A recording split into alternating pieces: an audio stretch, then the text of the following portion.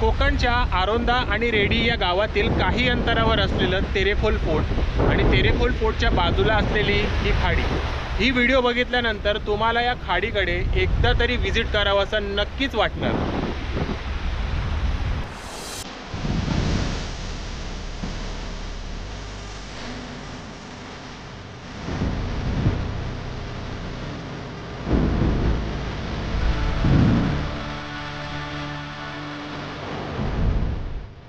So मी आता इथे तेरेखोल फोर्टला आलो आहे। इथे काही माणसं नाही आहेत, तर थोडा मी मास्क माझा खाली घेतो आणि मी आता आहे या तेरेखोल फोर्टला। आणि हा जो तेरेखोलचा फोर्ट आहे तो गोव्याला येतो, गोव्याच्या खाडीमध्ये येतो। आणि तेरेखोलचा फोर्ट हा अख्ख्या गोव्यामध्ये फेमस आहे। ही तेरेखोलची खाडी आहे। इकडे जर तुम्ही आलात तर इकडे हे बोर्ड लिहिलं आहे असं, तुम्हाला 2 व्हीलर आणि 4 व्हीलर हे दोन्ही पार्किंग इथे फ्रीमध्ये अवेलेबल आहे, त्याचे काही चार्जेस नाही आहेत। आणि हा जो आता माझ्या मागे जो गेट आहे तो तेरेखोल फोर्टचा आहे। मी आता आतमध्ये जातो, त्याची एंट्री फीज वगैरे काही असेल तर ते पण आपण जाणून घेऊया।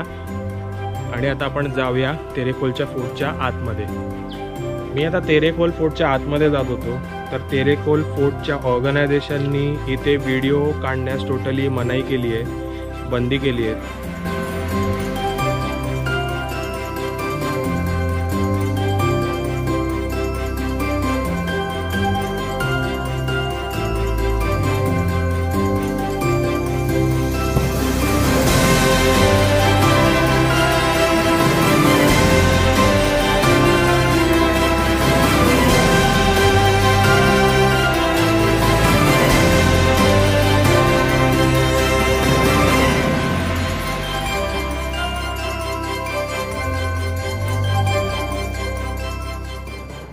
सो ही व्हिडिओ काढण्यामध्ये बंदी घातली आहे लोकांनी, पण मी माझ्या मोबाईलमध्ये थोडेफार 2-3 क्लिप्स काढायचा प्रयत्न करतोय।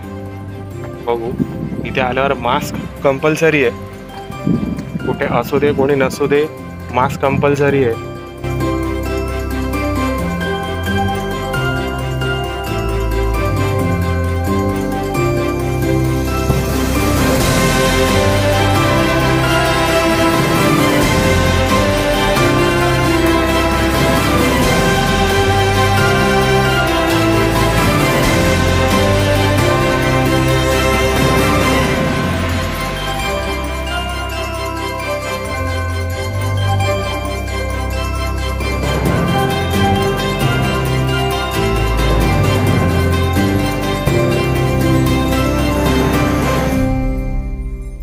मी आता आलो आहे तेरेखोल फोर्टच्या बाहेर। आणि तेरेखोल फोर्टच्या बाहेर आल्यानंतर त्याचा हा जो गेट आहे त्या गेटच्या समोरच हा जो रस्ता जातो तिथे 4 व्हीलरची पार्किंग आहे। आणि ह्या रस्त्यावरून तुम्हाला मी तेरेखोलची एक खाडी दाखवतो, जे बऱ्याच लोकांना माहिती नाही।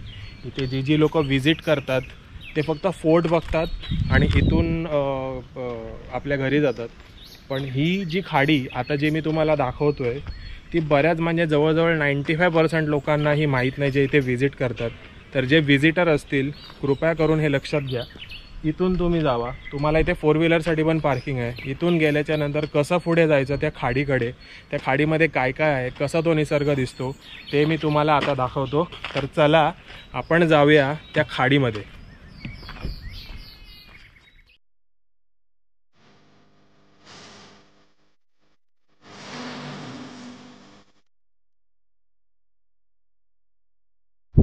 तर आता चालत चालत मी त्या खाडीपर्यंत आलोय। मी जी खाडी सांगत होतो हीच ती खाडी, ही माझ्या मागे। मी आता त्या खाडीवर आलोय। त्या खाडीचं व्ह्यू हे तुम्ही माझ्या मागे बघू शकता। ही खाडीचा व्ह्यू कसा दिसतोय, मी थोडा जवळ जातो। ही अशी या तेरेखोलची खाडी आहे। कधी इथे आलात तर ह्या ठिकाणी व्हिजिट करा। तेरेखोलच्या फोर्टला सगळेजण जातात, पण या खाडीला कोणी व्हिजिट करत नाही, कारण की ही खाडी बऱ्याच लोकांना माहिती नाही आहे।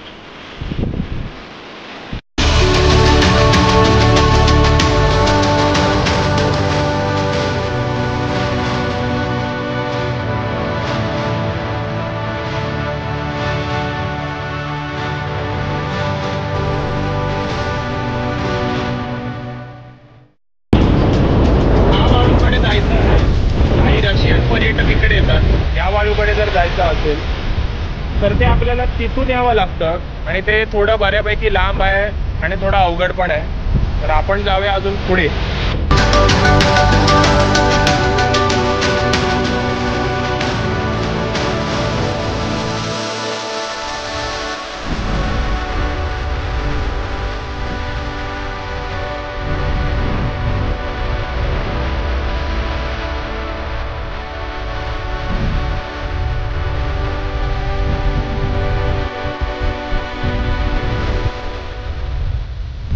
कोकणच्या आरोंदा आणि रेडी या गावातील काही अंतरावर असलेलं तेरेखोल फोर्ट आणि तेरेखोल फोर्टच्या बाजूला असलेली ही खाडी.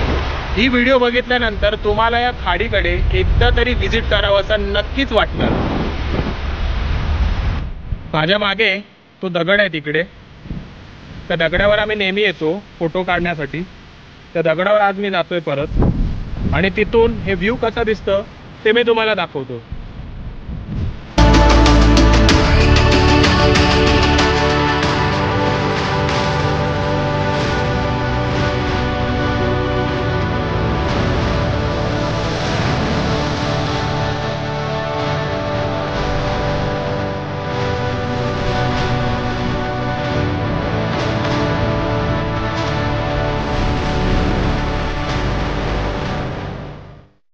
लास्ट टाइम जेव्हा मी या खाडीमध्ये आलो होतो तेव्हा ते गणपतीचं सीझन होतं आणि पावसाळ्याची वेळ होती. तर पावसामध्ये मी या खाडीमध्ये आलो होतो.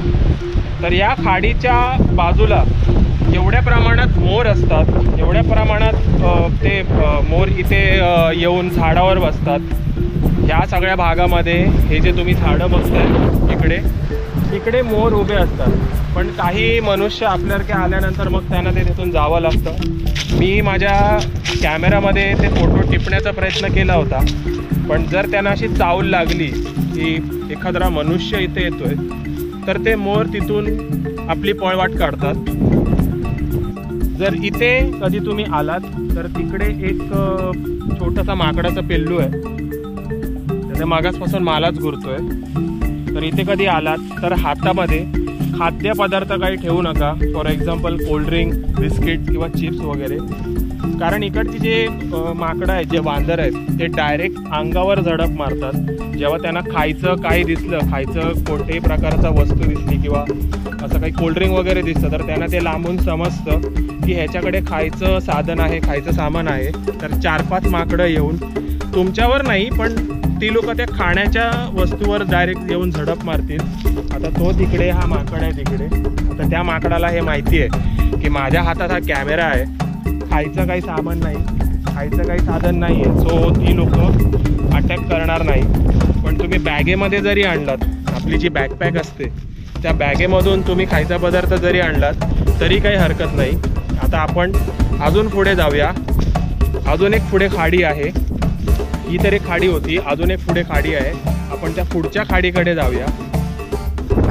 मी जेव्हा लास्ट इयरला इथे पावसाळ्यात होतो तेव्हा आम्ही ह्या ठिकाणी तिथेच आम्ही एक टेंट माउंट केला होता. तर त्याची व्हिडिओ तर नाही आहे माझ्याकडे. आणि ही जी खाडी आहे, इकडचे जे गावकरी आहेत केरी आणि तेरेखोलचे, जे मासेमारी करायला येतात, इकडचे फिशरमॅन येतात, जाळी पण घेऊन येतात, नेट घेऊन येतात, फिशिंग स्टिक घेऊन येतात. आणि तेच तुम्ही तिकडे ते समोर बघताय, जे तुम्हाला दिसतंय, कॅमेऱ्यामध्ये दिसतंय की माहीत नाही, पण तिकडे ही लोक ह्या वाटेवरून जातात आणि ह्या वाटेवरून तिथपर्यंत जातात. आणि तिकडे संध्याकाळी 5च्या दरम्यान, 4:30ला गर्दी व्हायला स्टार्ट होते आणि 5च्या दरम्यान तिकडे फिशिंग करायला जातात. तर आपण आता तिथेच जाऊया, त्या ठिकाणी बघूया.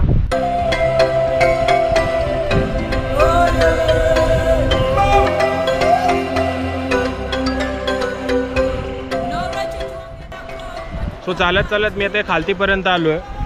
हे दृश्य मला तुम्हाला दाखवायचं होतं. आता आपण पुढे पुढे जाऊया. हे इथे माझ्या मागे हे सुंदर पक्षी आहेत. मी आता फटकन धावत त्यांच्याकडे जातो.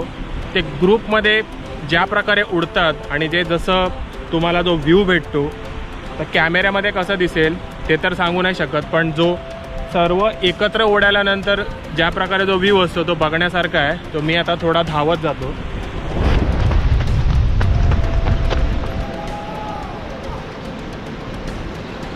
ते बघताय तुम्ही,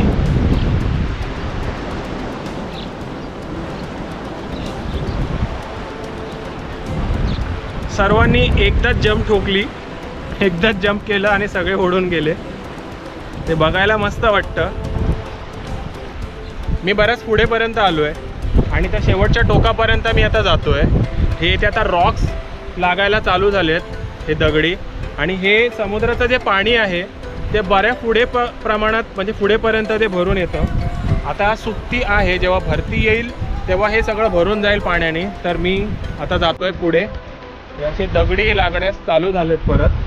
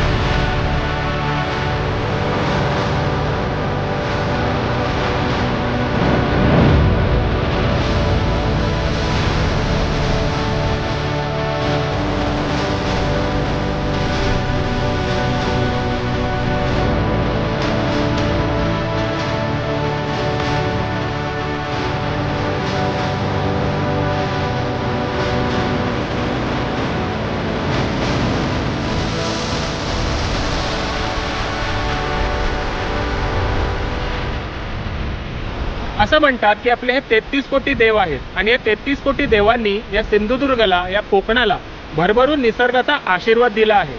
जेव्हा बाप्पांनी हे जग निर्माण केलं, ही दुनिया निर्माण केली, तेव्हा त्याच्या लक्षात आलं की माझी सर्वोत्कृष्ट जी टॅलेंट आहे ती अजूनपर्यंत मी दाखवली नाही आणि त्यांनी हे असं कोकण निर्माण केलं. तर ही तेरेखोलचा फोर्ट आणि तेरेखोलची ही खाडी ती तुम्हाला कशी वाटली ती कमेंट बॉक्समध्ये कमेंट करून आम्हाला नक्की कळवा. तर भेटू पुन्हा मॅजिकल कोकणच्या अशाच एका नव्या व्हिडिओमध्ये. तोपर्यंत आपल्या कोकणचं सावंतवाडीकर गौरव केरकर. जय हिंद, जय महाराष्ट्र.